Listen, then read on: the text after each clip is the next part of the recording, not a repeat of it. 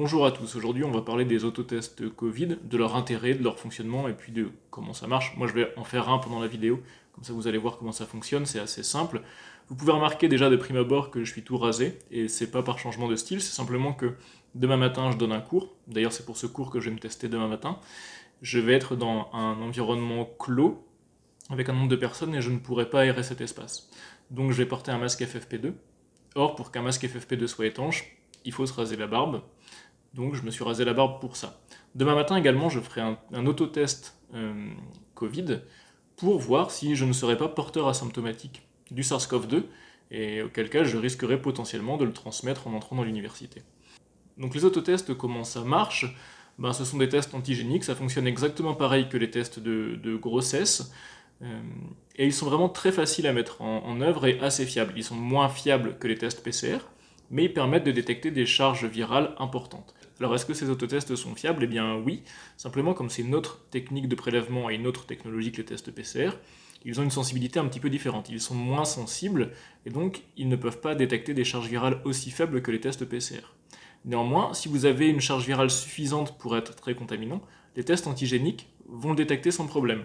Je vous rappelle que dans le Covid, en fait, on a un pic de charge virale dans les 2 jours précédant l'apparition des symptômes.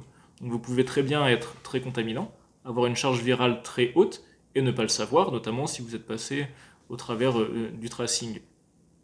Donc à ce moment-là, c'est très intéressant. Moi, par exemple, demain, je donne un cours, je vais être dans une salle, je ne sais pas si je suis contaminant ou pas, probablement pas parce que je n'ai pas eu de contact qui favoriserait mon infection, mais dans le doute, je fais un test. Si j'ai une charge virale suffisante pour allumer le test, ça veut dire que de toute façon je serai contaminant et je risque de contaminer mes étudiants ou mes collègues dans la fac. Donc dans ce cas-là, je n'irai pas, je donnerai mon cours à distance. Donc nous, en Suisse, on a le droit chacun à 5 tests par mois, gratuitement, mis à disposition par l'État, en fait payés par l'État. En France, je ne sais pas comment c'est. Donc je ne pense pas que ce soit des tests qui coûtent très cher. Si vous pouvez en acheter, achetez-en. Ça peut être pratique.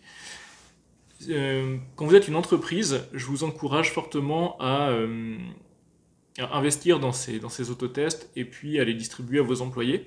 Pourquoi? Parce que ça vous coûtera beaucoup moins cher de distribuer ces tests, à faire peut-être, je sais pas, moi, une fois par semaine, plutôt que de devoir gérer une possible contamination, des cas contacts, des arrêts maladie, des quarantaines, etc. Ça vous coûtera clairement moins d'argent de fournir ces tests que de gérer le bazar associé à une contamination au Covid. Donc voilà, des tests qui sont assez fiables, moins fiables que les tests PCR, mais c'est pas le même usage. Et puis quelque chose qui est très important, c'est que si vous êtes négatif au test, ça ne veut pas dire que vous pouvez y aller YOLO, comme ça la vie est belle, taper la bise à tout le monde, etc. Non. Si vous êtes négatif au test, vous pouvez très bien avoir une charge virale qui est plus modeste. Voilà, partez du principe que le test va vous dire si vous êtes très contaminant, mais si vous êtes par exemple en début d'infection, le test ne pourra pas le détecter. Donc voilà, en gros, les messages principaux, oui c'est fiable, si vous êtes ça vous dira si vous êtes contaminant et ça vous permettra d'éviter des contaminations évitables. Par contre, si vous avez une charge virale qui est assez faible et que vous êtes par exemple en début de maladie, le test ne permettra pas de vous le dire. Donc si vous êtes négatif au test, ne considérez pas que vous êtes complètement sain, etc. D'accord? Le but, c'est pas de tester que vous êtes négatif, c'est de vérifier que vous n'avez pas une charge virale suffisamment importante pour contaminer les gens. C'est comme ça qu'il faut le voir.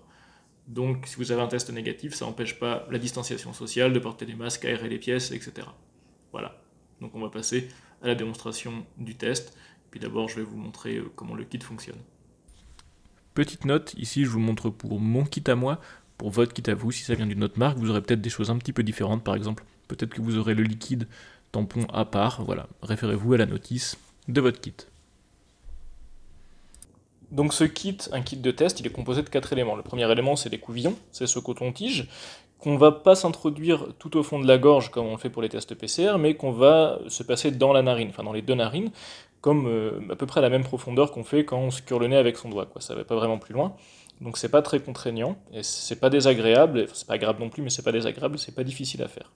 Ensuite, on a ce tube qui contient un liquide qu'on appelle un tampon, en gros un tampon d'extraction. Donc ce qu'on va faire, c'est qu'une fois qu'on aura introduit cet écouvillon dans le nez, on va plonger le bout, l'extrémité de cet écouvillon dans le tube pour que tous les virus qui sont présents à la pointe de l'écouvillon se dissolvent, aillent dans le liquide finalement. Ensuite, on a ce bouchon là. Ce bouchon, il se place ensuite sur le tube. Vous voyez, en fait, il est constitué d'un filtre. Ici, c'est la partie blanche. Et puis, d'une petite partie qui permet de faire du goutte à goutte. Et ce que ça va nous permettre de faire, c'est de déposer quelques gouttes du liquide qui va contenir les échantillons qui viennent de votre nez et qui ont été prélevés avec l'écouvillon, de le déposer sur le test. Ici, c'est la plaquette de test. Là, c'est dans son sachet hermétique. La plaquette de test, en fait, elle ressemble à ça. Donc vous voyez, c'est vraiment comme les tests de grossesse, c'est vraiment tout pareil. Donc ça, c'est un test que j'ai fait la semaine dernière. Vous déposez les gouttes ici, et puis vous lisez le résultat. Donc ici, on voit que j'étais négatif. Bon, bah c'est parti, il est 6h du mat, j'ai mon cours dans 2 heures, donc je vais faire cet autotest. Première chose à faire, bien sûr, c'est de lire la notice, si c'est la première fois que vous faites le test. Bon, ben ça, ok. Ensuite, ce que vous devez faire, c'est ouvrir le sachet qui contient la bandelette antigénique. Alors bien sûr, il faut se laver les mains avant. Toujours travailler propre. Dans ce sachet, donc, vous avez votre bandelette de test. Et puis, vous avez un petit sachet avec. Et en gros, ce que ça vous dit, c'est que si les billes dans votre sachet sont vertes, c'est que le test n'est pas bon. Si les billes sont jaunes, c'est bon. Enfin, en tout cas, moi, c'est pour mon test, c'est comme ça. Voilà. Donc ensuite, ce que vous faites, vous ouvrez simplement le tube et vous devez le placer sur un support. Donc si vous n'avez pas de support, c'est assez simple. Moi, ce que je fais, c'est que j'ai pris une pince à linge, bêtement, je clip dedans, et puis je peux poser mon tube. Donc vous ouvrez votre tube. Voilà. Donc, on essaie toujours de travailler proprement. Ensuite, vous ouvrez votre sachet à écouvillon. Donc derrière, c'est écrit de quel côté vous devez l'ouvrir.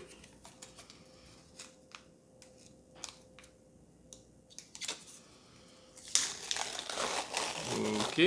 Donc là, le but du jeu pour vous, c'est de jamais toucher avec les mains le bout où il y a le coton. Donc toujours toucher par le bout, enfin par la tige. Et puis là, on va prélever, c'est vraiment le moment que je préfère. Donc on suit les instructions, on va juste au fond du nez.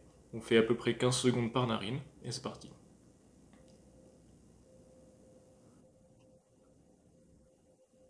Ok, deuxième narine.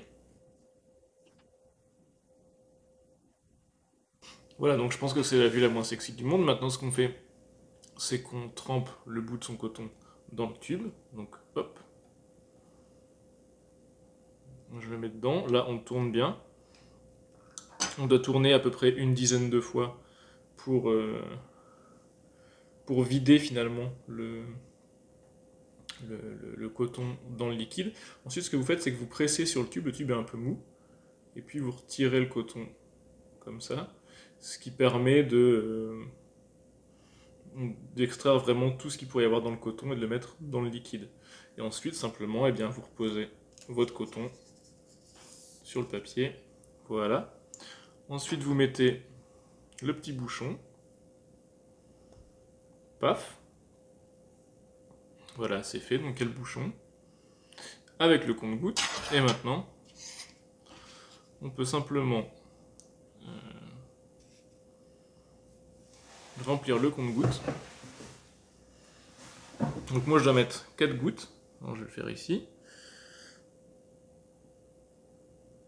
1, 2, 3, 4. Et puis là, on attend. Et maintenant, il faut attendre un petit quart d'heure. Ça, c'est le truc qui est un petit peu long. Bon, vous avez le temps de vous faire un café entre-temps. Voilà, donc ça fait un quart d'heure que j'ai fait le test. On va regarder les résultats. Donc il faut lire sur la notice, en général vous pouvez lire les résultats entre 15 et 30 minutes, au bout de 30 minutes vos résultats sont considérés comme pas fiables. Donc comment on lit ça? C'est très simple. Voilà comment le test se présente. Donc vous avez ici une bandelette au niveau de C, il n'y a rien au niveau de T. Donc quand vous avez une bandelette au niveau de C, ça veut dire que votre test fonctionne bien, que techniquement il est au point. Et quand il y a une bandelette à T, ça veut dire que le test est positif. Donc ici, j'ai qu'une seule bandelette à C, donc mon test est fonctionnel. Et il n'a pas détecté de SARS-CoV-2, donc pas de charge virale importante pour le Covid. Donc voilà, vous avez vu, ça va super vite, ça prend 5 minutes, et là encore, j'ai pris le temps de vous expliquer. C'est super facile à faire, ça fait pas mal, ça peut vous épargner bien des problèmes, donc je vous encourage fortement à utiliser ces tests en routine. Voilà, et moi sur ce, bah, je vais donner mon cours.